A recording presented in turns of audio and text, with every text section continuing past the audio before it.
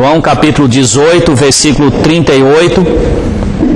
Disse-lhe Pilatos, isso é, Pilatos disse ao Senhor Jesus Cristo, disse-lhe Pilatos, que é a verdade?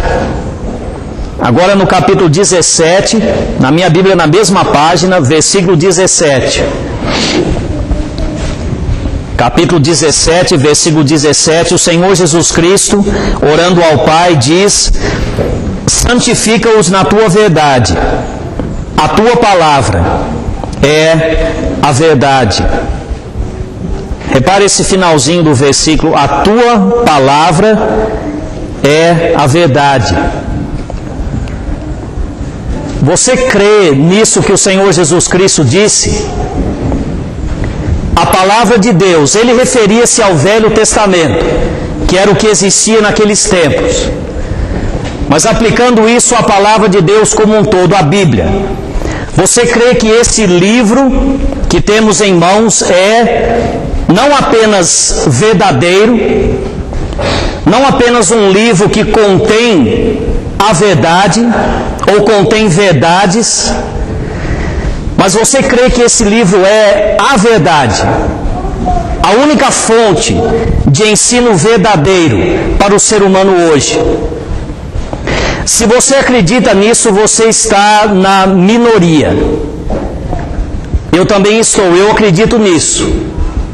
Mas a questão é que hoje em dia, muito pouca gente crê que a Bíblia é, de fato, a verdade vinda de Deus para nós, mesmo entre aqueles que se chamam cristãos. No mundo hoje, a opinião da Bíblia, a opinião do homem em relação à Bíblia tem mudado drasticamente. Até há poucos anos atrás, mesmo aqueles que não criam na Bíblia, respeitavam esse livro pela beleza dos ensinos morais que ela apresenta e por aquilo que podiam aproveitar desse livro, mesmo na ignorância deles, mesmo sem fé. Há registros há menos de 150 anos atrás de um homem muito conhecido, Thomas Huxley. Ele escreveu que a Bíblia, em certos aspectos, não pode ser superada. E ele disse também: eu creio que a humanidade ainda não chegou e provavelmente nunca chegará ao ponto de poder dispensar com esse livro. E esse homem não era salvo. Ele é o homem que pelo menos dizem, que foi o homem que inventou o termo agnóstico para descrever a sua fé. Pelo menos popularizou esse nome. Ele era um agnóstico, não cria em Deus e muito menos na palavra de Deus. Ele foi chamado, parece até engraçado, mas ele foi chamado o Bulldog de Darwin, pela maneira veemente e insistente com que ele defendeu a teoria da evolução, que foi proposta por Charles Darwin. E esse homem, tão longe da Bíblia, ele disse essas palavras que eram um sentimento comum naqueles dias: eu não creio na Bíblia, mas a Bíblia é um livro importante e a humanidade precisa dele. Mas nesses menos de 150 anos, a opinião da humanidade foi ao outro extremo. Agora os homens dizem: isso aqui é um conto de fadas. Foi escrito por homens há quase 2000 anos atrás. Foi traduzido e editado tantas vezes que nós nem sabemos mais o que foi originalmente escrito. É um livro cheio de inconsistências, cheio de contradições. Ninguém acredita na Bíblia. É o que diz a sabedoria popular hoje. Se você colocasse ao lado do Senhor Jesus Cristo e disser para Deus: Pai, a tua palavra é a verdade, você está colocando-se na minoria e assumindo uma posição que para o homem racional, incrédulo e ateu do século 21, uma posição que é anátema, que é loucura. E você vai ser abertamente ridicularizado por essa sua posição.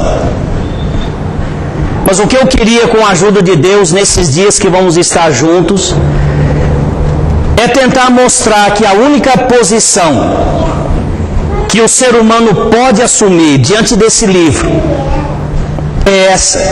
A única atitude coerente e consistente conosco mesmos, diante daquilo que a Bíblia apresenta, é dizer: esse livro é a verdade. Não só contém a verdade, ele é a verdade. É a própria palavra de Deus para nós.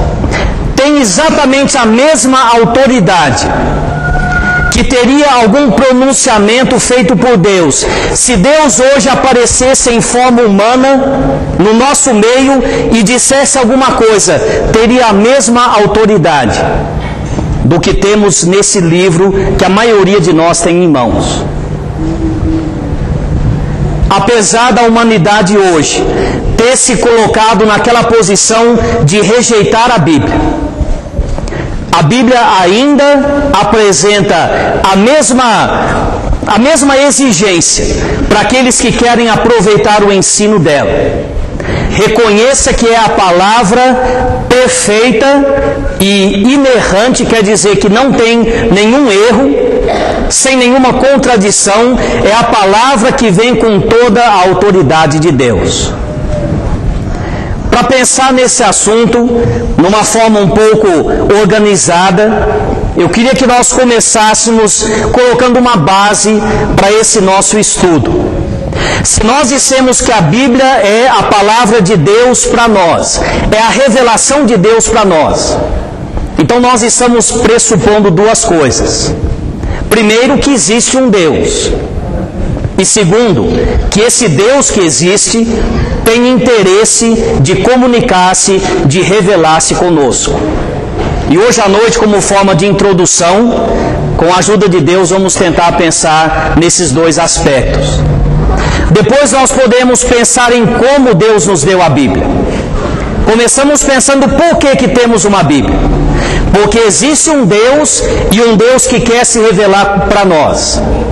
Mas então, como que recebemos a Bíblia? Como que Deus inspirou essa Bíblia? E como que Ele preservou ela até o dia de hoje? Depois de pensarmos no porquê e no como, seria interessante pensarmos na autoridade que esse livro tem. E nós vamos ver muitas provas na Bíblia que esse livro só pode ser aceito como sendo a própria palavra de Deus. Tendo visto isso, também precisamos pensar nas contradições dos homens. O que o povo hoje diz em relação a isso? Se eu afirmo que a palavra de Deus é a verdade, qual vai ser a resposta que eu vou ouvir daqueles que não acreditam nisso? E depois de pensarmos nas contradições dos homens, eu quero, com a ajuda de Deus, chegar naquilo que é, para mim, o aspecto mais importante e prático de todo esse assunto: a suficiência da palavra de Deus para nós hoje. Porque se a Bíblia é uma revelação escrita por Deus para nós, preservada durante esses séculos e milênios, até o dia de hoje, então nós vamos ver que isso implica que ela tem que ser suficiente para nós. Nós não podemos procurar ou aceitar algum outro tipo de revelação que não seja o que está escrito na palavra de Deus. A tua palavra é a verdade. Eu quero mostrar que a Bíblia insiste nesta definição para a palavra de Deus. E talvez alguém esteja pensando, mas isso é um raciocínio circular. Isso é você tentar provar alguma coisa usando ela mesma. A Bíblia é inspirada por Deus. Por quê? Porque a Bíblia diz que é. A Bíblia é perfeita. Por quê? Porque a Bíblia diz que é. Isso parece ser um raciocínio circular. Mas o que eu quero que Deus nos ajude a entender é que quando a Bíblia apresentar o seu testemunho, pensando se fosse um julgamento, quando a Bíblia fizer a sua defesa, você mesmo vai ter que chegar a uma conclusão. Você vai ter que ver se aquilo que a Bíblia afirma é coerente com a natureza e as características desse livro. Eu não vou forçar você a falar nada. Eu não vou forçar você a concordar comigo. Mas eu creio que a natureza do testemunho que a Bíblia apresenta dela mesma é algo tão convincente e tão coerente com tudo aquilo que está na Bíblia, que nós vamos ver que não por causa de um raciocínio circular, mas por causa da coerência interna de tudo que está na palavra de Deus, nós vamos ter que dizer: o Senhor Jesus Cristo está certo, a palavra de Deus é a verdade. E reconhecendo isso, nós vamos ter a responsabilidade de viver à luz disso. É muito fácil dizer a Bíblia é a verdade, mas eu vou viver segundo a minha própria sabedoria. A palavra de Deus é a única fonte de instrução, mas eu vou viver segundo outra instrução. Então nós temos que ter a responsabilidade de viver à luz daquilo que a palavra de Deus apresenta. Então vamos começar pensando no fato de Deus. Deus existe, é o que eu afirmo. O homem racional, eu digo homem no sentido genérico, o homem racional do século XXI diz prova, e eu não posso provar. Usando o raciocínio lógico, usando silogismos e qualquer outra coisa que atrai a mente lógica e racional, eu não posso provar que Deus existe. E nem alguém pode provar que Deus não existe. A verdade da existência de Deus está acima do raciocínio lógico. E eu não quero hoje nem tentar provar que Deus existe. Mas eu queria destacar para você alguma coisa que a maioria aqui já sabe e está cansado de saber. Mas quem sabe seja novidade para alguns. Mesmo que não for, é um dos fatos básicos na palavra de Deus. Deus nunca procura provar a existência dele na Bíblia. A Bíblia, ela apresenta Deus. Ela fala sobre o que Deus fez, sobre o que Deus é. Mas ela nunca gasta espaço para tentar provar que Deus existe. É claro que Deus sabia que haveria zombadores hoje em dia dizendo Deus não existe. Mas sabendo disso, Deus escreveu essas centenas de páginas, esses milhares de versículos e nunca preocupou em provar a sua existência. A Bíblia começa dizendo: no princípio criou Deus os céus e a terra. Mas quem é esse Deus? Da onde ele veio? Deus existe. E a palavra de Deus assume isso como sendo um fato consumado, alguma coisa que não precisa ser provada. E eu queria que você perguntasse a si mesmo: por que Deus nunca prova a sua própria existência na Bíblia? Já foram propostas 3 possíveis respostas para essa pergunta. Eu creio que só a última é válida. Alguns dizem: olha, essa questão de ateus, o ateísmo é uma coisa recente. Começou a aparecer no século XVII, criou força no século XVIII e só agora é um movimento popular, é uma coisa moderna. Então, quando Deus escreveu a Bíblia, não existiam ateus, ou se existissem ateus, era exceção. Então Deus não precisava provar a existência dele, porque todo mundo cria em Deus. Mas lembre que a própria Bíblia fala daqueles que não creem em Deus. Salmo 14: disse o nécio no seu coração, não há Deus. Havia sem dúvida ateus quando a Bíblia foi escrita. E mesmo que seja verdade que não havia muitas pessoas que não tinham nenhuma religião, que não eram ateus no sentido da palavra hoje, nós temos que lembrar que aqueles que adoravam a deuses falsos, para Deus, eram como se fossem ateus. Deus não apresenta na sua palavra uma escolha de divindades. Adore ao Deus Criador dos céus e da terra, ou escolha o Deus que você quiser. A Bíblia diz: há um Deus. E qualquer outra coisa que alguém adore é uma adoração falsa, é uma adoração a um Deus falso. E quantas páginas da Bíblia são gastas para mostrar aos incrédulos que eles estão desobedecendo a Deus e desonrando a Deus, enquanto adoram aos seus deuses de madeira, de barro, deuses que foram criados pela mão humana. Mas apesar dessa vasta religião falsa no Velho Testamento, apesar da maioria daqueles que viviam quando a Bíblia foi escrita não crerem no Deus verdadeiro, apesar disso, Deus nunca preocupa-se em provar a sua existência. A Bíblia não prova que Deus existe, mas não é porque todo mundo cria em Deus quando a Bíblia foi escrita. Outros dizem é porque a Bíblia foi escrita só para o povo de Deus, para Israel no Velho Testamento, para os salvos no Novo Testamento. Então é claro que Deus não vai provar a existência dele para quem já acredita nele. Mas novamente nós vemos que isso não é de acordo com a verdade. A palavra de Deus não foi escrita somente para os salvos. A maior parte dela, sim, dirige-se exclusivamente aos salvos.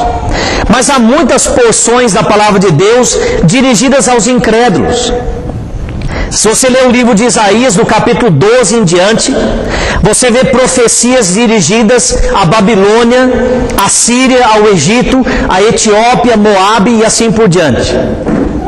Você lê o livro do profeta Naum, uma profecia inteira dirigida a Nínive, uma nação dos gentios. O profeta Miqueias, o livro que vem antes de Naum, começa a sua profecia dizendo: ouve, ó terra, e ouvi todos os povos. A Bíblia não foi escrita só para o povo de Deus. A Bíblia foi escrita para o homem, para o ser humano. E mesmo assim, Deus nunca se preocupou em provar que Ele existe. Por quê? Só resta uma resposta, a terceira resposta. Deus não precisa provar que Ele existe, porque todo mundo sabe que Ele existe. Agora, se você disser isso para um ateu hoje, se você estiver frente a frente com ele, você corre o risco de apanhar. Eu já tive contato com muitos ateus. Felizmente foi a longa distância. E o ateu nunca vai admitir que ele sabe que Deus existe.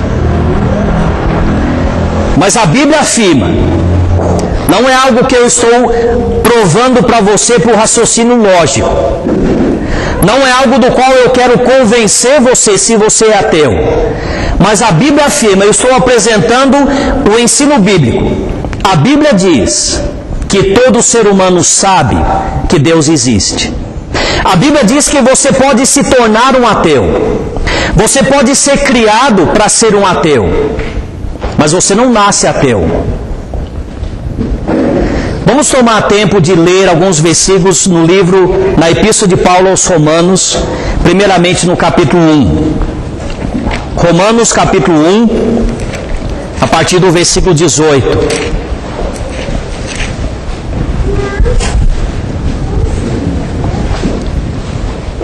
Epístola de Paulo aos Romanos, capítulo 1, versículo 18.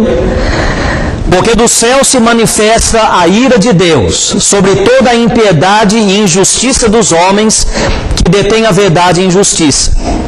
Porquanto o que de Deus se pode conhecer, nele se manifesta, porque Deus lhe o manifestou. Porque as suas coisas invisíveis, desde a criação do mundo, tanto o seu eterno poder como a sua divindade, se entendem e claramente se veem pelas coisas que estão criadas, para que eles fiquem inexcusáveis ou indesculpáveis, porquanto tendo conhecido a Deus, não o glorificaram como Deus, nem lhe deram graças. Antes, em seus discursos se desvaneceram, e o seu coração insensato se obscureceu. Dizendo-se sábios, tornaram-se loucos. Repare o versículo 20. O eterno poder de Deus e a sua divindade se entendem e claramente se veem pelas coisas que são criadas. Romanos capítulo 2, versículo 14. Porque quando os gentios, que não têm lei, fazem naturalmente as coisas que são da lei, não tendo eles lei, para si mesmos são lei, os quais mostram a obra da lei escrita em seus corações, testificando juntamente a sua consciência e os seus pensamentos, quer acusando-os, quer defendendo-os. Nesses dois trechos, a palavra de Deus mostra duas formas pelas quais Deus se revela a todo ser humano: a criação e a consciência. E Deus afirma que todo ser humano pode perceber tanto o eterno poder de Deus quanto a divindade dele pelas coisas que foram criadas. Eu sei que os homens hoje, a ciência hoje, tem muitas explicações baseadas apenas na razão para explicarem muito do que vemos ao nosso redor. Mas existe dentro do coração do ser humano alguma coisa que fica maravilhada quando contempla a natureza, seja no aspecto grandioso dela, o tamanho do universo, a quantidade de estrelas que existem no universo, o tamanho do nosso planeta, o nosso tamanho dentro desse planeta em relação ao universo, um inseto. Depois você pensa naquelas coisas que você nunca viu, mas que você sabe que com um microscópio você consegue perceber coisas de tamanho infinitamente pequeno e que funcionam com tanta perfeição. Dizem os cientistas que se você comparar uma agulha produzida com toda a tecnologia humana, colocar ela do lado de eu vou usar a palavra agulha, uma agulha de um inseto, e colocar as duas sob o microscópio, você percebe que o que foi feito pelo homem é cheio de imperfeições. A olho nu parece tão liso, parece tão perfeito, mas é cheio de imperfeições. Aquilo que Deus fez para os homens, aquilo que a evolução fez, é tão perfeito. Quando nós contemplamos essas muitas coisas que vemos ao redor, o pôr do sol, a natureza em si, nisso nós vemos o poder de Deus e a divindade de Deus. O ser humano pode amontoar argumentos para abafar essa voz, mas o que Deus diz é que a natureza revela Deus aos homens. Como diz o Salmo 19, os céus proclamam a glória de Deus, e o firmamento anuncia as obras das suas mãos. Pela natureza, Deus se revela a todo ser humano. E diz Romanos 2, não é só a criação, é também a consciência. Quando o gentil, aqui no contexto de Romanos 2, você tem que voltar para os dias de Paulo. O mundo era dividido entre judeus e gentios. Os judeus tinham a lei, os gentios não tinham. Então o Espírito Santo diz por Paulo: quando os gentios que não têm lei vivem como se tivessem lei, eles estão demonstrando que no coração deles Deus escreveu a sua lei. Povos que nunca tiveram acesso à Bíblia,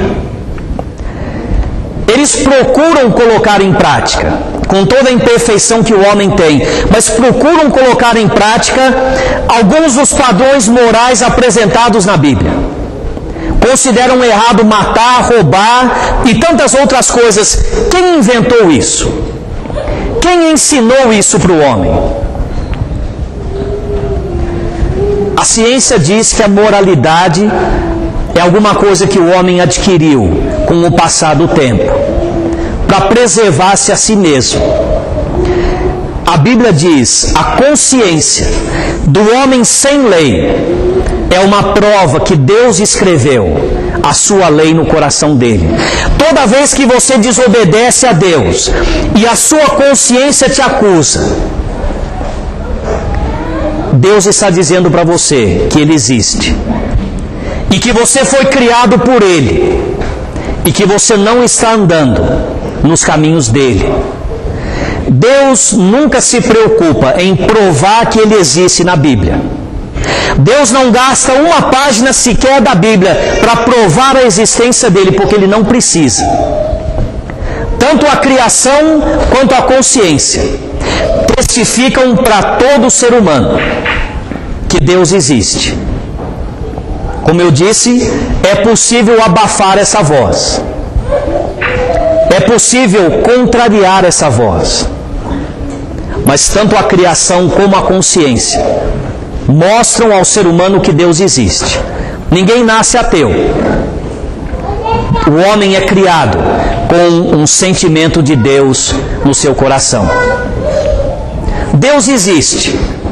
Mas se a Bíblia é a revelação de Deus, então nós também temos que pensar que esse Deus que existe é um Deus que quer se comunicar conosco. É um Deus que quer revelar para nós a sua vontade. E uma das coisas que mais fica claro quando você lê a Bíblia é que esse é o desejo de Deus. O homem, pelo contrário, quer fugir de Deus. Lá no Jardim do Éden, o homem se escondeu de Deus, mas Deus não. Deus saiu ao encontro dele. Deus perguntou: onde estás? Adão preferiria ter ficado escondido, mas Deus foi atrás de Adão. E desde o Jardim do Éden até hoje, é uma das vontades de Deus, é um dos propósitos dele, revelar-se ao homem que ele criou. Na Bíblia nós vemos ele fazendo isso de muitas formas. Eu vou mencionar 7 delas, mas todas elas imperfeitas. Todas elas perfeitas na sua ocasião, no seu contexto. Mas todas elas mostrando, precisava alguma coisa a mais. Precisava uma revelação permanente. Uma forma como Deus se apresentou várias vezes no Velho Testamento é aquilo que os homens chamaram de teofanias. Uma palavra composta, teo, quer dizer Deus, e fania, de uma palavra que quer dizer se apresentar, se revelar numa forma. Várias vezes no Velho Testamento, nós vemos Deus apresentando-se a alguém na forma de um homem. À primeira vista parecia ser um homem, mas logo revelou-se que era Deus. Nós não vamos tomar tempo de ler muitos versículos, o tempo já está terminando. Mas leia depois Gênesis 18. Provavelmente você conhece a história. 3 homens chegaram à casa de Abraão. O contexto mostra que 2 eram anjos. O terceiro era o próprio Deus. E a maneira como Deus conversou com Abraão, em Gênesis 18, deixa bem claro que aquele homem não era só um homem, era Deus. Gênesis capítulo 32, apareceu um homem e lutou com Jacó. Mas logo no decorrer daquela luta, Jacó percebeu que não era só um homem, era Deus. E Jacó disse: eu vi Deus face a face. E várias vezes no Velho Testamento, nós vemos essas manifestações antes da encarnação do Senhor Jesus Cristo. Eu creio que era o próprio Senhor Jesus Cristo. João 1,18 diz que o Filho revelou o Pai. Em João 12, quando o apóstolo está registrando algum acontecimento na vida do Senhor Jesus, referindo-se à visão de Isaías, em Isaías capítulo 6, o apóstolo João diz: isso ele disse quando viu a glória dele, identificando aquele que estava no trono, em Isaías 6, com o Senhor Jesus Cristo. Então as teofanias, uma palavra complicada que simplesmente quer dizer Deus revelando-se aos homens como um corpo humano, antes da sua encarnação. teofanias são uma forma que Deus se revelou. Outra forma é o anjo do Senhor. Provavelmente é uma forma de teofania também. Mas várias vezes no Velho Testamento nós lemos de anjos. Várias vezes lemos a expressão o anjo do Senhor. Não um anjo, mas o anjo do Senhor. E na maioria das vezes que essa expressão ocorre, na maioria das vezes, o contexto deixa bem claro que não era um anjo, mas era Deus revelando-se na forma de um anjo. Leia Gênesis capítulo 16. O anjo do Senhor apareceu a Agar. E diz o versículo 10, o anjo do Senhor disse a Agar, eu multiplicarei a tua descendência. É Deus que tem poder para fazer isso. Gênesis 22, o anjo do Senhor disse para Abraão, agora eu sei que temes a Deus e não me negaste o teu filho. Quem pediu o filho? A quem Abraão ofereceu o filho? Não foi um anjo, foi o próprio Senhor. Êxodo capítulo 3, o anjo do Senhor apareceu a Moisés numa sarça. E quando o anjo viu que Moisés virou-se para a sarça, está escrito em Êxodo capítulo 3, versículo 4, então Deus clamou a Moisés de dentro da sarça. O anjo do Senhor é Deus. Uma forma para os olhos humanos ver. Deus não poderia se revelar em toda a sua glória. Então muitas vezes Deus revelou-se como um anjo, o anjo do Senhor. Em terceiro lugar, ele revelou-se pelo menos uma vez, que está escrito na Bíblia, e várias vezes que está sugerido, revelou-se por uma voz, apenas uma voz, sem nenhuma visão, nada para os olhos verem. A vez que está determinado isso, foi lá no Monte Sinai. E em Deuteronômio capítulo 4, você pode ler depois, Moisés até usa o fato de que eles ouviram a voz, mas não viram nenhuma figura. Moisés usa isso como uma das bases para argumentar que eles não poderiam fazer nenhum ídolo, nenhuma imagem de Deus. Porque ele diz mais do que uma vez, quando Deus falou com vocês, foi uma voz que vocês ouviram, mas vocês não viram nenhuma figura. Em quarto lugar, Deus se revelou através do Urim e Tumim. Duas palavras complicadas que descrevem algo mais complicado ainda. Eu não sei o que era. Não adianta me perguntar depois, que eu vou dizer a mesma coisa, eu não sei o que era. Êxodo 28 diz que era alguma coisa que foi colocada no peitoral das vestes do sumo sacerdote. Levítico capítulo 8 parece indicar que foi algo colocado não quando as vestes estavam sendo feitas, mas no dia da consagração. Moisés vestiu Arão com o éfode, depois com o peitoral, e depois ele colocou no peitoral o Urim e Tumim. Você pode ler em Números capítulo 23, que Deus diz, Números capítulo 27, desculpe, Deus diz a Moisés, quando Josué vai ser consagrado, que ele deveria vir diante do sumo sacerdote e consultar a Deus por meio do Urim e Tumim. Números capítulo 27, versículo 21. Você lê no primeiro livro de Samuel, agora é o capítulo 23, 1 Samuel capítulo 23, que Davi, numa certa ocasião, chamou o sumo sacerdote, pediu que ele trouxesse o éfode, e ele consultou ao Senhor, e Deus respondeu a ele. Depois você pode ler em 1 Samuel capítulo 28, que numa ocasião, quando Saul estava desesperado para ter alguma revelação da parte de Deus, está escrito, Deus não falou a ele, nem por meio de sonhos, nem de Urim, nem de profetas. Então, de alguma forma que a Bíblia não diz, várias pessoas já deram várias sugestões, mas a Bíblia não explica o que é, e certamente há uma razão para isso. Mas havia duas coisas no peitoral do sacerdote, talvez pedras, talvez outras coisas. E por meio dessas duas coisas, de alguma forma, Deus revelava a vontade dele para o seu povo. Em quinto lugar, Deus falou várias vezes por meio de sonhos. Lembre do sonho de Jacó. Em sexto lugar, Deus falou através de mensageiros, profetas, apóstolos, até mesmo uma mula, uma vez. E em sétimo lugar, e a revelação mais completa, havendo Deus antigamente falado aos pais muitas vezes e de muitas maneiras, nesses últimos dias, Ele nos falou pelo Filho.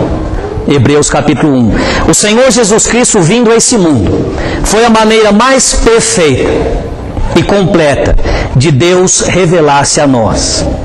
Não há dúvida na Bíblia que Deus quer se revelar aos homens. É difícil de entender.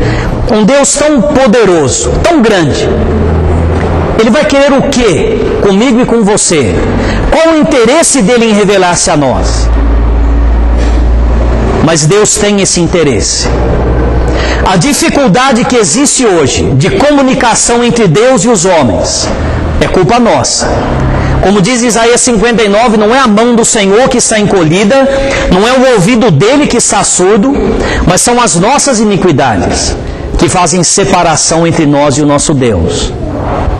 O Deus que a Bíblia apresenta é um Deus que quer se revelar a nós. E de todas essas formas tão variadas e tão diferentes, Ele foi se revelando aos homens, mas todas essas revelações eram limitadas. O que Moisés viu lá na sarça ardente, o que ele ouviu, foi perfeito para ele, mas aquilo não serve para mim. Vamos ir até o extremo. A vida do Senhor Jesus Cristo aqui na terra, aqueles 30 e poucos anos que Ele viveu aqui, não houve nada mais perfeito. Mas o que eu poderia aprender daquilo, se isso não estivesse escrito na Bíblia? A revelação do Senhor Jesus, apesar de ser perfeita, ela só teve utilidade naqueles dias, se ela não fosse escrita. O que a Bíblia está mostrando para nós é que todas essas várias e variadas formas de Deus se revelar, todas elas eram limitadas. Nós precisávamos de alguma coisa mais sólida, precisávamos de alguma coisa permanente, não alguma coisa que vai passar com a morte de alguém, não alguma coisa que só alguém viu, alguma coisa que eu posso pegar nas minhas mãos, eu posso ler, eu posso meditar, alguma coisa que serve para mim, serve para o japonês, serve para o russo, serve para qualquer pessoa na face da terra. Deus existe, Deus quer se revelar a nós. As muitas formas que Ele se revelou foram importantes, mas elas apenas acentuaram, apenas deixaram mais claro a necessidade de alguma outra revelação. Nós precisávamos da Bíblia. E eu digo com toda sinceridade, o presente útil para nós hoje, esse presente que Deus tem nos dado, graças a Deus por termos a verdade, graças a Deus por Ele ter planejado as coisas de tal forma a escrever esse livro e entregá-lo nas nossas mãos. E se Deus permitir, no decorrer desses dias, nós vamos enfatizando cada vez mais a autoridade e a suficiência que esse livro tem para todas as coisas. O homem moderno hoje diz: não há verdades absolutas. O Senhor Jesus Cristo diz: olha, você não sabe de nada. A palavra de Deus é a verdade. E mais uma vez, pense para você, você acredita nisso? Você crê na autoridade e na perfeição desse livro? Que Deus ajude cada um de nós a confiarmos nisso. Ao findar o labor desta vida, quando a morte ao teu lado chegar, que destino há de ter a tua alma? Qual será no futuro